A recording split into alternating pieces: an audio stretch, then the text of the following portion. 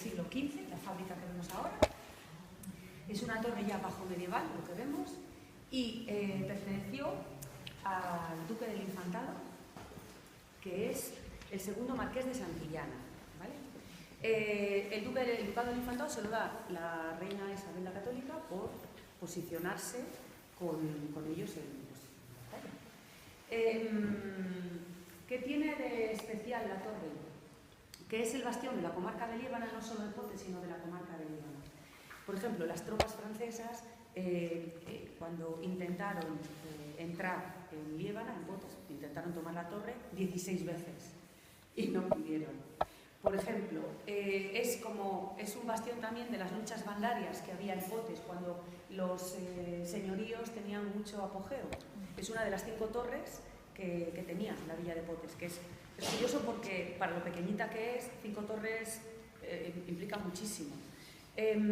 Perteneció a la Casa de la Lama, el señor de la Lama, y después esto, al Ducado del Infantado. En las vicisitudes que ha pasado la torre, pues por ejemplo, ha sido cárcel, casi unos 300 años, de ahí que ese puente que tenemos ahí delante se llame el puente de la cárcel, porque tomó nombre del libro que se decía. Después ha sido ayuntamiento de Potes, y ya cuando inician la reforma, tardan 10 años en reformarla, e implica pues casi 2 millones de euros de presupuesto, con lo cual era un esfuerzo muy grande para una comunidad autónoma tan pequeña como Cantabria, y se hizo también con el 1% de fomento, ¿sí?, de estas partidas. ¿Qué se hizo? Se excavó lo que tenemos aquí abajo. La planta sótano es nueva y fue bastante polémica esta acción, porque se hicieron cartas arqueológicas y tal, porque la gente tenía miedo por los cimientos, por los cimientos de la torre. Entonces mucha gente piensa que fue cárcel y que aquí se guardaba a los prisioneros en las mazmorras. No, los prisioneros estaban arriba, en la parte alta, porque la torre mide 21 metros de altura y claro, tú desde arriba no vas a bajar. Son 6 plantas y desde que se restauró ya dejó, por supuesto, la función de ayuntamiento para ser museo. Entonces, son 6 plantas, son 1.800 metros cuadrados, aunque no lo parezca, y 21 metros de altura, como decía.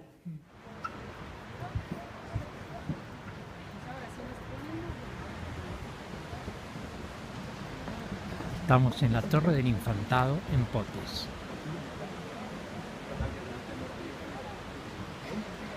Vemos abajo la ciudad de Potes. Estamos en el 5.º piso.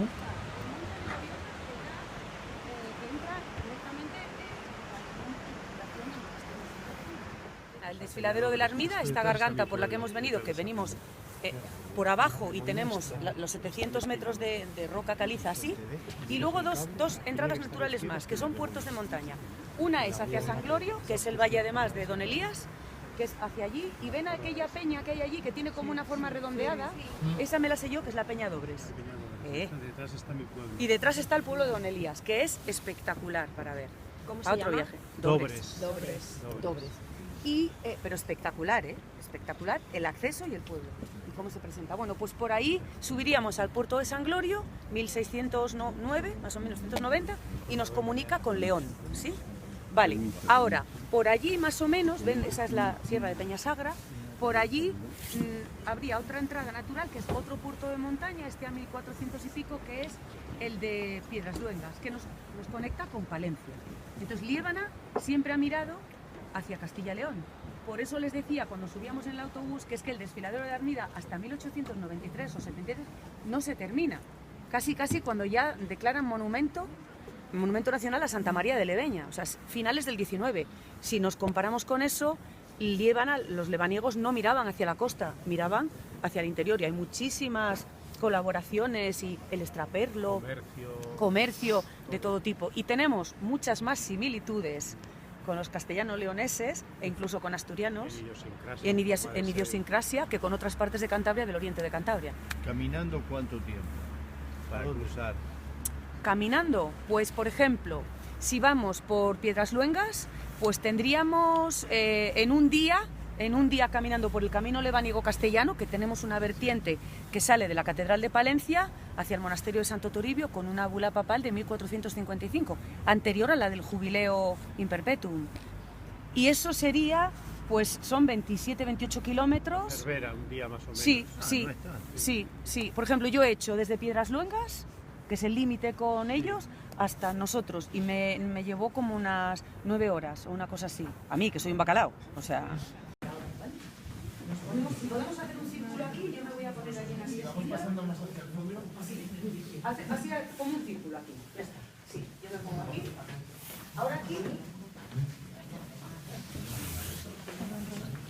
aquí una reflexión. Hemos dicho que había dos personajes muy importantes en ese monasterio. Es que todo lo relacionado con ese monasterio es lioso. Sí. Dos Toribios, como hemos visto. Un Toribio, que es el Toribio que va a Astorga, que es coetáneo más o menos de San Agustín, que es el que trae esa reliquia, y gracias a Dios estamos todos aquí alrededor por ella. Y luego el Toribio de Palencia, ya no de Astorga, el de Palencia, que funda ese monasterio, ¿sí?, para el que luego resulta que vienen a traer esas reliquias. Dos Toribios. Ahora hay un tercer personaje fundamental en la historia de la cristiandad, no solo de la panhispanidad, sino de toda Europa. Porque, como sabemos, en el 711 tenemos la invasión musulmana.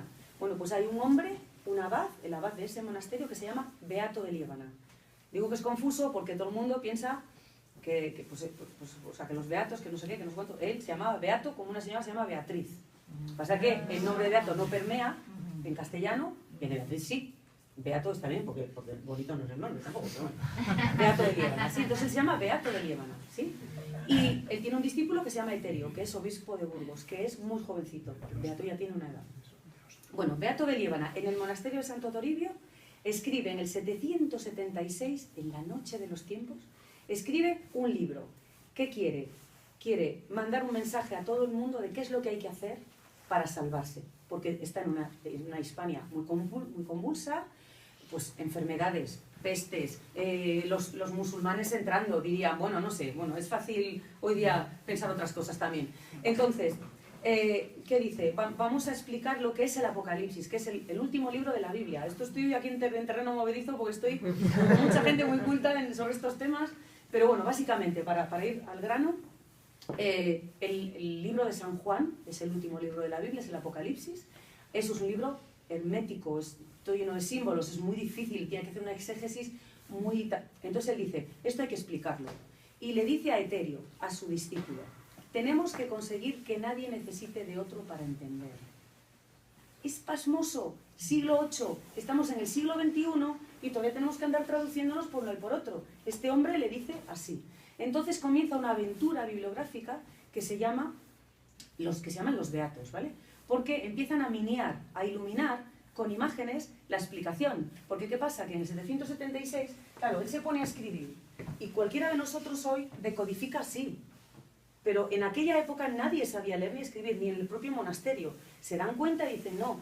Entonces vamos a explicarlo con imágenes. Aparte que para Beato, la imagen, la belleza era verdad. La imagen era verdad, símbolo de veracidad. Yo lo estoy viendo, no me lo están... Y él tenía una obsesión que era el falso profeta. En todos sus textos está el falso profeta, más que los musulmanes todavía, porque era como la sedición que está dentro y hace daño desde dentro, ¿sí? Por eso tiene la contienda apologética con Elipando de Toledo, el arzobispo de la Iglesia Primada de Toledo, que esté aquí. Ahora Gustavo va a hablar sobre el turismo y la profesionalización en la explicación de los templos y todo esto. Esto, por ejemplo, se llama el infierno tetralobulado. Se conoce así porque es azul, verde, rojo. Bien, aquí tenemos en el centro, esto la gente, la muchachada ahora es muy difícil explicarlo ya, porque son los pecados capitales. Vamos a ver por caso. Este personaje que tenemos en el centro, que es Dives, lo pone ahí, Dives o Epulón, de ahí opulencia, ¿sí? Eso, ¿ven dónde tiene? Esto es el calcetín, que aquí todavía se dice, bueno, si tiene un buen calcetín, como lleno de, bueno, esto se supone que son las monedas de oro, en fin. Vale, fíjense los dos demonios donde lo molestan, lo pinchan donde más le duele a él, en su dinero. Es el pecado de la avaricia, ¿sí? Ahora, aquí tenemos a estas dos personas envueltas en la misma túnica, en un abrazo. Hay que pensar que estamos siglo VIII, siglo IX, siglo X, no tiene todavía la perspectiva, la profundidad, ¿vale? Pero son maravillosos igual. Bueno, ven que están envueltos en un mismo abrazo y fíjense en los atributos sexuales del demonio que los está molestando. Es el pecado de la lujuria. Oye, ¿me tocó a mí la lujuria? No, aquí. Esto cuando explicamos a los niños, me pongo yo aquí y se acaba el, porque si no se nos monta aquí un tinglado tremendo. Entonces explicamos el de la avaricia y ya. Ovejas, cabras y tal, y se pone a escribir la ortodoxia de la cristiandad en el siglo VIII. Y el otro, que era el arzobispo de Toledo, la iglesia primada hispana, que tenía mucha más fuerza que Compostela, no se podía comparar, le dice a este: ¿dónde sea, nunca es auditum levanensis toletanos opuisten? ¿Dónde se ha oído que los de Liébana vayan a enseñar a los de Toledo? ¿Sí? Y le llama ovis mórbida, le llama oveja sarnosa a Beato, como diciendo, que es que estáis ahí entre cuatro ovejas, ¿qué me estás contando aquí de cómo es y cómo no? Bueno, entonces... Lo que le contesta a Beato, no dejes... Sí. Beato le dice que él es un testiculum por testigo o un testiculum anticristi. No hace falta traducir. Sí. Y entonces, bueno, tanto es así que se organizan 3 concilios, en el 792, en el 794 y en el 799, que son el de Frankfurt, Ratisbona y Aquisgrán, y al arzobispo de Toledo no es que lo excomulguen, es que lo anatemizan, le dan o sea, causan un anatema, queda totalmente, es lo peor que te puede pasar, ¿no? O sea, el anatema es irreversible, o sea, a él y a Félix de Urgel, que eran como los 2 obispos que tal. Bueno, esto por un lado, el bono del Beato. Por otro lado, Beato tiene que explicar en ese códice que está explicando lo que tiene que hacerse y lo que no para el Apocalipsis, dice, vamos a meter un mapa mundi porque la salvación nuestra depende también del apostolado. Y quería dejar claro dónde habían predicado los apóstoles. Por supuesto, me habían dejado el legado de Jesús, ¿no? Y entonces para él era la obsesión de Beato, su centro era que Hispania era cristiana porque había sido evangelizada por Santiago, el hijo del trueno, ¿sí? Entonces, escribe un himno litúrgico, no es un poema, es un himno litúrgico en toda regla, como a Santiago como patrón de Hispania. Tutorque nobis, o sea, y patronus Bernolus, lo dice claramente. Y entonces, en los Beatos, en el Beato Condominia, está el mapa mundi. Claro, curiosamente, Santiago está en Hispania, Filipus en Galia, Tomás en India, y así todos, ¿no? Que luego lo vamos a ver abajo, que lo vamos a ver. Es una terna que está haciendo por un lado una cosa, por otro es una estrategia, era teología política, porque necesitaba ayudar a la corona, y el rey, que es Alfonso II el Casto, es el primer peregrino a Santiago de Compostela, porque claro, Teodomiro, en Iria Flavia, cuando manda a descubrir las reliquias del apóstol, que es que 30 años antes tenía un himno de Beato de Liébana diciendo que Santiago era el patrón de España. Entonces esto es como 1, 2 y 3, ¿sí? Es como una carambola que se da en ese momento. Entonces, ¿qué pasa? Ahora, yo soy Beato de Liébana, estoy en el siglo VIII, no tengo manera de explicar a la gente con palabras, lo voy a poner en imágenes. Y suceden cosas como estas, que es lo más parecido hoy al hombre rural. Por ejemplo, aquí tenemos un edificio, vamos a hacer como una pequeña reflexión. Esto es un edificio, en los Beatos esto está miniado en oro y en plata, lapislázuli, malaquita, es un edificio maravilloso, perfecto, pero miren, está presa de las llamas, está preso de las llamas, ¿a que sí? Y en la parte de arriba hay un ángel que lo sobrevuela, pero no tiene la actitud afligida, constricta, no, está sereno y tiene el dedo índice hacia adelante. Claro, yo si le digo que se venga a tomar un café conmigo, no le digo, te vienes a tomar un café conmigo esta tarde. Pero si mi hija no hacía los deberes, pues tú no sales esta tarde hasta que no termine los deberes. Lenguaje no verbal. Entonces esto está en todos los Beatos. Porque era la manera de poder interpretar. El hombre medieval interpretaba. Digo que lo más parecido hoy es el hombre rural porque yo, por ejemplo, cuando vine a Líbana yo nada más veía verde, solo veía verde. Árbol del románico. Porque Beato escribe, minia y quiere que su mensaje llegue de un monasterio a otro monasterio, lo reparte para que se copie y llegue a la gente. ¿Qué pasa? Que los libros eran joyas. Entonces, al final, quien le hace el gran favor de reproducir el mensaje es la escultura del románico. Porque los canteros, para tallar esos capiteles, esas maravillas que hay por toda Europa, necesitan imágenes. Y las imágenes vienen de los beatos. Así es que, de ser 500 años el libro más copiado junto con la Biblia, solo permanecen 25 26 beatos iluminados y unos 36 en total, solo los textos, ¿sí? Bueno, pues esto lo que vemos aquí es otra representación. Imaginemos que somos alemanes, ingleses, franceses, españoles, o sea, no hispanoparlantes, angloparlantes, vamos a decirlo así. Claro, esta imagen es rotunda para todos. ¿Qué tenemos aquí? La gran boca del infierno. ¿Qué tenemos aquí? Estas personas, pero fíjense aquí lo que tenemos antes de ellas. Tenemos un demonio que está dentro de la boca del infierno, un demonio que tiene una soga. Y en la soga, fíjense, reyes, la reina la primera, todo así, chicas, reyes, obispos, tonsurados y luego gente noble. ¿Qué quiere decir esto? Da igual quién seas, si la haces, la pagas. Es el poder ecualitario de la muerte que luego se ve en las coplas de Jorge Manrique a la muerte de su padre, ¿no? ¿Verdad? Pues es esto. Esto es siglo VIII. Es el comienzo de esa cristiandad fuerte, potente, que... Vale, aquí han sido juzgados y este es el castigo, ¿sí? Ahora, ¿cómo explico yo a personas que no me van a entender en la escritura la humillación tan grande y la fragilidad tan grande de un ser humano cuando ha perdido la gracia de Dios, cuando ya no vale nada? Pues le quito la ropa. Y esto tiene una vigencia brutal hasta pleno siglo XX, como sabemos todos, que fue lo que se hizo para que millones de personas muriesen como murieron, despojarlos de sus ropas, porque es la humillación máxima de un ser humano. Tiene la vigencia de hoy día, o sea, te quitan la ropa y te ves en una plaza y te metes debajo de un coche, en un portal, en lo que sea, pero tú te cubres, ¿sí? Entonces no te vas a asociar a nadie, porque no tienes unos mínimos de... Pues estos han perdido ya todo, están presos de las llamas, y bueno, por ejemplo, este tiene un cepo, ¿sí? Este no lo tiene ni en la boca por mentir, ni en las manos por robar. Y yo ahí lo dejo. El cepo. El árbol de la vida, el lío de la vida. Y esto ya es románico puro. La Majestas Domini, el Codex Vitae, ¿no? La actitud, el limbo crucífero. Y ahora vamos a... Esta sala es más pequeñita, pero les voy a dar solo unas pinceladas para que luego ustedes lo piensen ahí. Es la Jerusalén celeste. Aquello era la Babilonia en llamas. Esto es la Jerusalén celeste. Son las 12 piedras para levantar la ciudad de Dios, bueno, 12 apóstoles, 12 puertas, 12 tribus de Israel. Aquí no pasa nada por casualidad en los beatos, nada. En el centro van a ver, en el suelo van a ver el ángel dándole a San Juan la vara de medir la proporción áurea, ¿sí?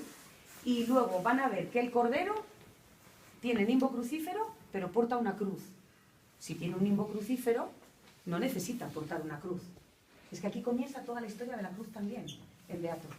Ahí calladito en el monasterio, la cruz para él es el poder y la fuerza en la que agarrarse, ¿sí? Entonces lo van a ver, que yo creo que se interpreta bien porque va en actitud como marcial.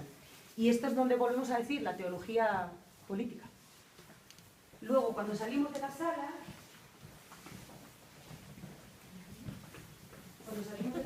vemos la evolución de esta cruz. La evolución de esa cruz, en los beatos va a estar siempre, la sujeta el Cordero de Dios. Y después ya se le pone el alfa y la omega, ego sum, alfa y omega, que son las palabras de Jesús, ¿no? Yo soy el principio y el fin. Y la cruz de la victoria tiene el alfa y la omega. Que es que estamos al lado, o sea, es que estamos al lado. Entonces ahí tienen arriba nuevamente el Cordero cortándolo, los 4 vivientes, el tetramorfos, Mateo, Marcos, Lucas y Juan. Y decimos lo mismo, aquí no necesita portar una cruz, porque la lleva en el limbo, pero sin embargo la porta. Entonces la evolución es esta. Ahora vamos a ver los beatos, ¿qué va pasando? A medida que van pasando los siglos, cada vez la cruz es más grande y el Cordero más pequeño. Más grande y más pequeño, porque ya no hace falta, porque la simbología ya está permeado tanto y se ha... en esa cristiandad, ¿no? Y llegó un momento que el Cordero ya no hace falta, desaparece. Como una pizza redonda, rodeada de agua, el Mediterráneo en el medio de la tierra, Mediterraneum, diría Beato, pues está muy claro, en el medio, aquí, las islas como un collar de perlas alrededor. Esta no tiene nombre, no tiene nombre. Anglia, la tierra de los anglos. Irlanda, ahora miren, Escocia. Paso, Sicilia y Cerdeña. Tócate los pies. Porque no es cartografía para nada. Él lo que quiere es poner dónde han predicado los apóstoles. Punto. Entonces, no es esto no sirve de nada. No son frailes, no son órdenes mendicantes, son monjes. Tienen un voto de permanencia. Esos niños o esos muchachitos entraban en el centro monástico, aprendían tal, y ellos terminaban allí su vida. Entonces, esto es... Por eso... Los beatos tienen muchísima información, todos los mapas mundis, mucha información sobre la Biblia. Muchísimos lugares de la Biblia, por pequeñitos que sean, están todos ahí. Pero el conocimiento de Europa no lo tenían. Hay alguno que destaca un poco más, porque depende del monasterio en el que copien a beato, ya tienen más conocimientos, que lo vamos a ver ahí más abajo. Pero, por lo general, Europa poco, porque no viajaban. Entonces, ¿cómo se hacía esto? Pues llegaba, bueno, está Roma, obviamente, y así, ¿no?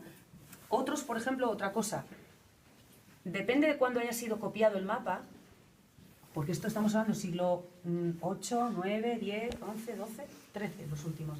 Depende de en qué época haya sido copiado, tiene más o menos pueblos, el mar está más o menos abajo.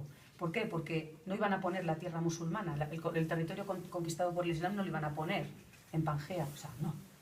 Y entonces hay algunos en los que solo está la cornisa cantábrica todavía, y en otros ya tienen pues Sevilla, Toledo, por supuesto, Bética. Cornisa cantábrica no hay ninguno tampoco, ¿vale? ¿Dónde están? ¿Robó Napoleón también? Sí, ahora vamos a ver los sí. Y si no fue él, fueron los ingleses. También. Pierpont Morgan también se llevó el beato de San Miguel de Escalada, que ahora se llama el beato Morgan. Morgan se vuelva, será en todo caso el beato Magius, que fue quien lo copió. Pero bueno, es así. Ahora, se llaman beatos porque es un epónimo, porque él no titula, Beato de Líbana no titula su obra, y esto es como Roma de Rómulo y Remo, Atenas de Atenea y así, básicamente, ¿vale? Entonces, ¿qué viene ahí? ¿Qué lo iban a copiar? No es una Biblia, no es un libro de Salmos, no había literatura. Él comienza, pues un beato. Y entonces son Beato de San Miguel de Escalada, porque se copian de San Miguel de Escalada. Beato de la Seu d'Urgell, porque se copia. Algunos reciben el nombre de los centros que los contienen ahora. Claro, cuando la biblioteca es más potente, pues sí. Entonces, vamos a ver. Esta es la pieza más antigua que se conserva. Es una única página que corresponde al quinto sello del Apocalipsis. ¿Sí? Porque él explica el Apocalipsis. ¿Sí? Los 4 primeros sellos son los 4 jinetes del Apocalipsis. En fin, entonces, las almas de los mártires ante el altar de Dios. Y así sigue, ¿no? Bueno, pues se llama el Beato de Cirueña, porque se encontró en Cirueña y de Cirueña fue a Silos. Pero un profesor de paleografía mío, que además describió uno de los beatos, dijo que no se podía decir que era de puño y letra, pero era de la misma casa y escuela del cartulario de Piasca, Elías. No sé si estás por ahí. Bueno, sí. O sea, y Elías es un monasterio que de la iglesia solo, que me hubiese encantado poder llevarlos, pero tampoco más. Entonces, estos son, cronológicamente vemos los arcos, son las piezas que se conservan hoy en día. De las 25 que hay uno que está en México, que se encontró en un documento de pureza de sangre de una familia noble mexicana. Y bueno, es paradójico porque es un beato. Pero no sabían tampoco lo que... Entonces, este es el primero, que se viene, los primeros, en San Miguel de Escalada. Ahora fíjense, vamos a verlo aquí, vamos a ver la historia, por ese líquida, como en inglés story ahora, la historia, la pictura y la explanatio. La historia, fidedigno, el versículo del Apocalipsis de San Juan, lo que él esté comentando. Luego, la pictura, porque lo va a explicar con las imágenes, y luego la explanatio, pues porque el que sepa leer, maravilloso. A mí me parece brillante lo que hace, en 3 partes. En la pictura, ¿qué pasa? Que lo utilizaban más las personas... Él siempre dice que, bueno, es un latín medieval, es un latín humilde, no es un latín erudito como pueda ser el de Lipando de Toledo. Y entonces él siempre dice que es una opus no es una opus eruditionis, es una opus ad edificationem fratres, o sea, para la edificación de los hermanos, ¿vale? Y luego para la gente. Entonces, muchos lo que utilizaban eran las imágenes para comprender. Y entonces, ¿qué pasa? Que hay que olvidarse de la luz eléctrica, hay que imaginarse los monasterios en el norte de la península, en el norte de España, románico, que no es el gótico, mucha piedra, poco vano, y hay que pensar también que no hay cristal en las ventanas. Entonces, sí que es verdad que los escritorios se ponían orientados al sur para recibir el mayor número de horas de luz del día, pero diría uno, en fin, las corrientes y no había antibióticos. Entonces, fíjense cómo está la cara de esta persona. Yo me voy a apartar, yo solo voy a cantar desde lejos para que lo puedan ir viendo. Y si no, lo acercamos hacia adelante. Eso es la imagen del Anticristus, Elías, Eliam et Enoch occident. El Anticristo se carga, o sea, mata a Elías y a Enoch, ¿no? Y fíjense, tiene la cara rascada, no se le ve. ¿Qué es? ¿Que el miniaturista no copió bien a Beato y no hizo...? Sí. Lo que pasa es que si yo estoy leyendo, o estoy viendo la imagen, eran tan potentes las imágenes, la luz de una vela, o sea, que se imbuían del mensaje tanto, era tan fuerte que las imágenes en las que el anticristo está infligiendo dolor o muerte de forma, o sea, es una injusticia, no pueden con ello. Los propios religiosos no pueden con ello. Y entonces muchas veces le rascan la cara al anticristo, porque no pueden ver los ojos del anticristo mirándoles, porque pensaban que se les... Sí, es como, sí, se quedaban imbuidos de eso y bueno, entonces lo... ¿Pueden pasar a verlo? Y claro, si se fijan, tiene un gorro. Claro, es que si yo quiero distinguir en la imagen a un personaje sobre otro para decir, pues este es mucho más importante o más tal, más potente, ¿qué hago? Con un tocado. Que eso en la moda también sucede así, o sea, en la moda... sí, o sea, un sombrero más alto, pues a un personaje más débil. Entonces así van pasando las cosas. Los primeros beatos están en visigótica, que es la caligrafía. Ahora, ¿qué pasa? Que van cambiando siglos tras siglos y empieza la carolina y luego la gótica. Entonces surgen los problemas de unos copistas a otros a la hora de copiar a Beato. Porque hay una historia que se conoce como la historia del repetente. Beato, cuando empieza su libro, le dice a Eterio, Eterio, te petente, Eterio, a ti que me lo pides. Voy a comenzar la oración de este libro. Y la T visigótica parece una R carolina. Entonces llega un momento en la historia del copiado de estos beatos que el que está copiando dice, pues una R. Y entonces él empieza el libro, Eterio, repetente, Eterio, ¿te repito qué? Y los conocemos como los repetentes, ¿vale? Pues porque no, claro, eso es un error. También hay que decir que algunos de los copistas no sabían leer. Eran niños que tenían una caligrafía magnífica, jóvenes, novicios, que luego fueron monjes y tal, pero no sabían leer. Porque tampoco era tan interesante, lo que tenían que ser eran buenos calígrafos. Vamos a ver este que hay aquí, que les va a llamar la atención sobremanera por lo siguiente. Este es el Beato de Tábara, quiere decirse que se copia en el monasterio de San Salvador de Tábara, Zamora, ¿sí? Primero, una valoración. Estamos hablando de la época de Beato. Una valoración. El libro contiene información de Dios, ¿sí? Contiene un conocimiento que es un tesoro. Los tesoros se guardan en cajas. El libro se convierte en una caja. Por eso tienen cerradura. No estaban diseñados ni creados para andar como el concepto que tenemos nosotros hoy de libros. No, era el guardar el conocimiento de Dios y perpetuarlo, igual que la cruz. Perpetuarla. Entonces, ¿qué pasa? Que hemos dicho que los monjes pues, no sabían leer, muchos, la mayoría, la población menos. Entonces, estos libros estaban guardados en bibliotecas. Vamos a ver aquí una imagen que es la primera imagen en la historia de la iconografía de una biblioteca y de un scriptorium. Lo vemos aquí, ¿sí?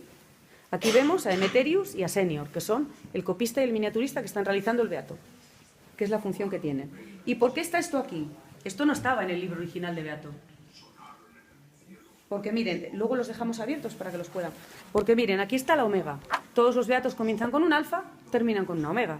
Aquí terminó la omega, hace el colofón y dice, hombre, aquí me sobra a mí una piel de cordero, pues aquí voy a poner yo la torre de mi monasterio, que para eso estoy copiándolo y estoy dedicando años y años de mi vida y mi salud.